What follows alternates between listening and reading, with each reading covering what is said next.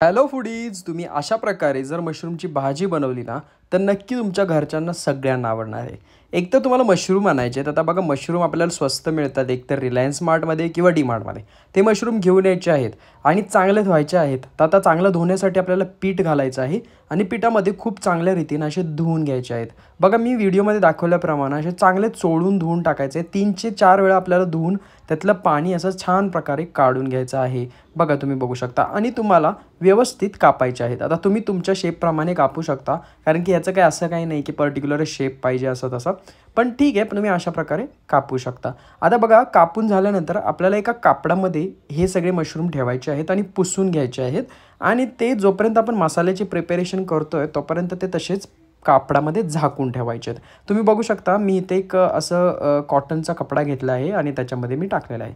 आता आपल्याला इकडं कांदे घ्यायचे आहेत 2 ते 3, 3 ते 4 टोमॅटो, 10 ते 15 लसूण आणि थोडेसे कढीपत्ता. आता हे सगळं आपल्याला तेलामध्ये प्रथमतः भाजून घ्यायचं आहे. पहिल्यांदा कांदा भाजून घ्यायचा, त्यानंतर आपल्याला लसूण त्याच्यात ॲड करून घ्यायचे आणि हे सगळं मिश्रण चांगलं भाजून घ्यायचं आहे.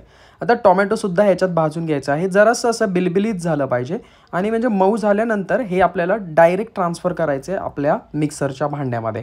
आता मिक्सरच्या भांड्यामध्ये तुम्ही त्याच्या आधी जरा थंड होऊन द्या, कारण की कसं डायरेक्ट टाकल्यानंतर गरम गरम चटका बसू शकतो. त्यामुळे मिक्सरच्या भांड्यामधून आपल्याला एकदम बारीक, आता बघा इथं मी बारीक एकदम केलेलं आहे, एकदम बारीक झालं पाहिजे. आता तेल गरम करायचं आहे, त्याच्यामध्ये आपली ही जी ग्रेव्ही आहे ती आपल्याला ॲड करायची. आता अगेन आपल्याला ही ग्रेव्ही चांगली भाजायची आहे. चांगली भाजायची म्हणजे स्लो गॅसवरती, कारण की कसं असतं ही ग्रेव्ही जर तुमच्याकडे नॉनस्टिक आहे तर ते चिकटणार नाही, पण थोडंसं चिकटतंच, कारण की कसं आहे ते ग्रेव्ही असल्यामुळे थोडीशी गिळगिळीत झाली असल्यामुळे ती चिकटते.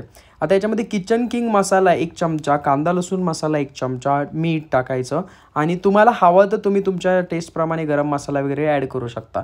आता आपले जे मशरूम्स आहेत आपण कापून घेतलेले ते अशा प्रकारे ॲड करायचे आहेत बघा आणि जरा चांगलं फ्राय करायचं आहे या मसाल्यामध्ये. तो मसाला आणि मशरूम चांगले एक दुसऱ्यामध्ये एकजीव झाले पाहिजेत.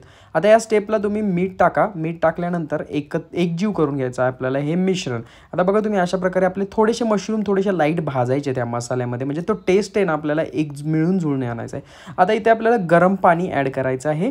आता गरम पाणी ॲड करताना लक्षात ठेवा गरमच पाणी असलं पाहिजे, तरच तुमच्या ग्रेव्हीला खूप छान टेस्ट येतो. आता इथे या स्टेजला आपल्याला एक 8 ते 10 मिनटं चांगली उकळी येऊन द्यायची आहे याला. एकदा उकळी आलं की आपल्याला त्याच्यावरती मस्तपैकी आपल्याला कसुरी मेथी ॲड करायची आहे. आता कसुरी मेथी जरा अशी हाताने चुरवायची आणि मगच ॲड करायची, म्हणजे त्याचा टेस्ट त्याच्यामध्ये उतरतो. मग रेडी आपले मशरूम मस्तपैकी. ही ग्रेव्ही इतकी छान लागते चपातीबरोबर किंवा राईसबरोबर, खूपच मस्त. आणि आता लाईक शेअर सबस्क्राईब करायला विसरू नका.